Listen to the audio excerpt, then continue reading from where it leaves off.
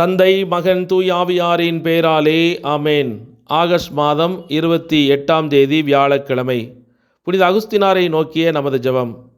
எங்கள் இருதயங்கள் உமக்காகவே படைக்கப்பட்டன, அவை உம்மில் இளைப்பாறும் வரை அமைதியின்றி தவிக்கிறது என்று ஒவ்வொரு நாளும் ஜெபித்த புனித அகுஸ்தினாரே, எங்கள் இறைவனை தேடுவதில் எங்களுக்கு உதவுங்கள். இதனால் உங்கள் பரிந்துரையின் மூலம் கடவுள் எனக்காக திட்டமிட்டுள்ள நோக்கத்தை தீர்மானிக்க எனக்கு ஞானம் கிடைக்கட்டும். எனக்கு புரியாத நேரங்களிலும் கடவுளின் சித்தத்தை பின்பற்ற எனக்கு தைரியம் கிடைக்க வேண்டும் என்று ஜெபியுங்கள். அவரது அன்பிற்கு தகுதியான வாழ்க்கைக்கு என்னை வழிநடத்தும்படி இறைவனிடம் மன்றாடுங்கள். இதனால் நான் ஒரு நாள் அவருடைய ராஜ்யத்தின் செல்வங்களை பகிர்ந்து கொள்வேன். எம் இரட்சகராகிய ஆண்டவரோடு என்னென்னும் இணைந்திருப்பேன் என்று உறுதியாக நம்புகிறேன். புனித அகுஸ்தீன் அவர்களே, உம்முடைய தாயார் புனித மோனிகாவின் இடைவிடாத ஜெபங்கள் மூலம் நீங்கள் ஒரு அக்கிரம வாழ்க்கையிலிருந்து மீட்கப்பட்டு விசுவாசத்தின் உறுதியான பாதுகாவலராக மாறியிருக்கிறீர்கள். இப்போதே எனக்காக ஜெபியுங்கள். என் வேண்டுதல்களிலிருந்து விலகாதீர்கள். இதனால் இந்த தற்போதைய இக்கட்டான சூழ்நிலைகளில் இருந்து கடவுளின் கிருபையாலும் வழிகாட்டுதலாலும் அவருடைய சித்தத்திற்கு முழுமையாக கீழ்ப்படிந்த வாழ்க்கையாக நான் ஆசீர்வதிக்கப்படுவேனாக. மகிமையான புனித அகுஸ்டீன் அவர்களே, உங்கள் எல்லையற்ற ஞானத்திலும் இரக்கத்திலும் நம்பிக்கையுடன் உங்கள் பரிந்துரையை நான் தைரியமாக கேட்கிறேன். இந்த பக்தி கடவுளின் விருப்பத்தை நிறைவேற்றுவதற்கு அர்ப்பணிக்கப்பட்ட ஒரு வாழ்க்கைக்கு என்னை வழிநடத்தட்டும். இதனால் ஒரு நாள் உங்களுடன் அனைத்து புனிதர்களுடனும் அவருடைய ராஜ்யத்தை என்னென்னு பகிர்ந்து கொள்ள தகுதியானவராக நான் கருதப்படுவேன் என்று விசுவசிக்கிறேன். ஆமேன். இன்றைய நற்செய்தி மத்தேயு நற்செய்தி 24வது அதிகாரம் 42 முதல் 43 முடிய உள்ள இறைவார்த்தைகள். விழிப்பாயிருங்கள், ஏனெனில் உங்கள் ஆண்டவர் எந்த நாளில் வருவார் என உங்களுக்கு தெரியாது. இரவில் எந்த காவல் வேளையில் திருடன் வருவான் என்று வீட்டு உரிமையாளருக்கு தெரிந்திருந்தால் அவர் விழித்திருந்து தம் வீட்டில் கன்னமிட விடமாட்டார் என்பதை அறிவீர்கள். இது கிறிஸ்து வழங்கும் வாழ்வு தரும் நற்செய்தி. கிறிஸ்துவே உமக்கு புகழ். சிந்தனை. இன்று நாம் புனித அகுஸ்தினாருடைய திருவிழாவை கொண்டாடுகிறோம். புனித அகுஸ்தினார் ஆப்பிரிக்காவில் புனித மோனிகாவிற்கு மகனாக பிறந்தார். மேலும் அவரது வாழ்க்கையின் ஆரம்ப காலத்தை பாவத்திலும் ஒழுக்கக்கேட்டிலும் கழித்தார். அவர் ஒரு கிறிஸ்தவராக பிறந்தாலும் வளர்க்கப்பட்டாலும் மான்சியன்ஸ் என்ற மதக்குழுவால் ஆதரிக்கப்பட்ட தளர்வான ஒழுக்கங்களுக்கு ஆதரவாக அவர் கிறிஸ்தவத்தை கை நெகிழ்ந்தார். புனித அகுஸ்தினாரின் இருண்ட நாட்களில் அவரது தாயார் புனித மோனிகா கடவுளிடத்தில் நம்பிக்கையோடு இடைவிடாமல் கண்ணீர் மல்க கரங்களை கூப்பி தன்னுடைய உடலை வருத்தி அவருக்காக ஜெபித்து கொண்டிருந்தார். மிகவும் புத்திசாலியான புனித அகுஸ்தினார் அப்போதும் கூட தனது வாழ்வை கிறிஸ்தவ ஒழுக்கத்துடன் ஒப்பிட்டு பார்த்து, என்னால் இப்படிப்பட்ட ஒழுக்கமான வாழ்க்கையை கிறிஸ்தவ நடைமுறைகளை பின்பற்ற முடியுமா என்று அவர் தனக்குள் கேள்வி எழுப்பி அதனை கைவிட்டார். 2 எளிய மனிதர்கள் மதம் மாறியதை கேள்விப்பட்ட பிறகு தன்னை போன்ற ஒரு கற்றறிந்த நபர் கடவுளின் ராஜ்யத்தை தொடராவிட்டால் அது கோழைத்தனமாக இருக்கும் என்பதை உணர்ந்தார்.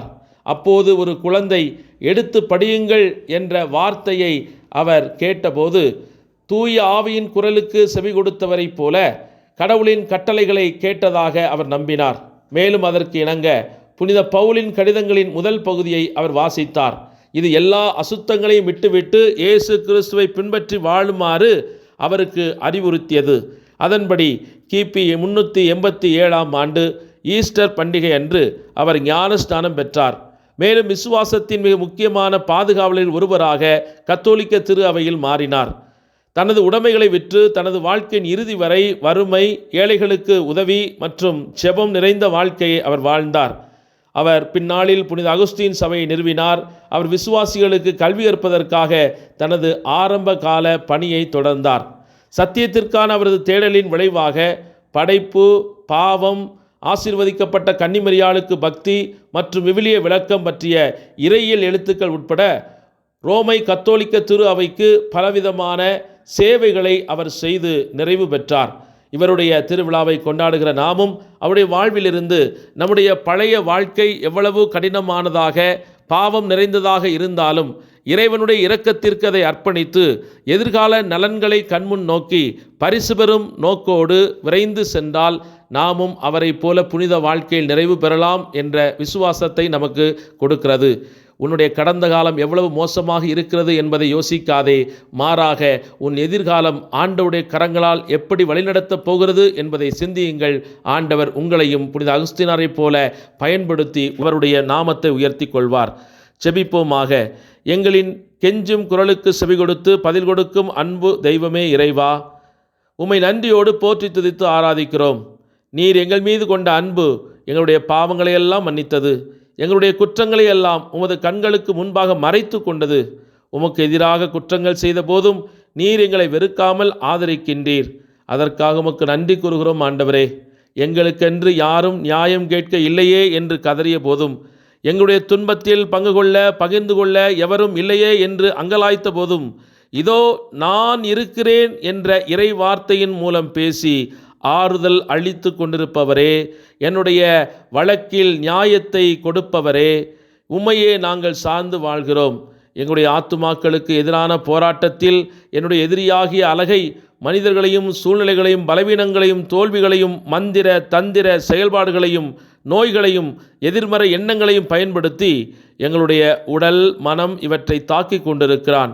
எங்களால் மேற்கொள்ள முடியாத இருளின் சக்திகளை இன்று உமது ஆற்றலால் மட்டுமே மேற்கொள்ள முடியும் என்பதை அறிந்து உம்மை நோக்கி நான் கதறுகிறேன். எனக்கு உதவியாக எழுந்து வாரும். உமது திருக்கோவிலில் இருந்து எங்களது அபயக்குரலுக்கு செவி கொடுத்து எங்களை மீட்க வாரும். சாத்தானின் சகல தந்திரங்களிலிருந்தும் மனிதர்களின் சூழ்ச்சிகளிலிருந்தும் எங்களை விடுவித்து பாதுகாத்தருளும். மெய்யான உயிருள்ள வாழும் தேவன் நீரே என்பதை எம் வாழ்க்கையின் மூலமாக இந்த உலகம் அறிய நீர் தாமே இந்த அற்புதங்களையும் அதிசயங்களையும் மேல் வாழ்க்கையிலே செய்து முடிப்பீராக. அன்பு ஆண்டவரே, எங்களை மிகுந்த நேசத்தினால் வழிநடத்துகிறவரே, உமது தூய இரத்தத்தை எங்கள் மீதும் எங்கள் பிள்ளைகளின் மீதும் எங்கள் தொழில் முயற்சிகள் மீதும் நிறைவாக தெளித்து எந்த பொல்லாப்பும் எந்த எதிரிகளின் சூழ்ச்சிகளும் எங்கள் வாழ்க்கையில் இருக்கிற அபிஷேகத்தை கெடுக்காதபடி எங்களை வழிநடத்த வேண்டும் என்றும் இடத்தில் ஒப்புக் கொடுக்கிறோம். இந்த நாளின் அனைத்து நிகழ்வுகளையும் நீர் பொறுப்பெடுத்து அதன் மூலமாக உம்முடைய மாட்சி எங்கள் வாழ்க்கையில் வெளிப்படுவதை நாங்கள் உணரும்படியாக அற்புதங்களை என் வாழ்வின் கண்முன்பாக காண்பிக்கும்படியாக எங்கள் ஆண்டவராய கிறிஸ்து வழியாக மன்றாடுகிறோம். ஆமேன். எல்லாமுள்ள இறைவன் தந்தை மகன் தூய ஆவியானவர் உங்களை நிறைவாக ஆசீர்வதிப்பாராக. ஆமேன்.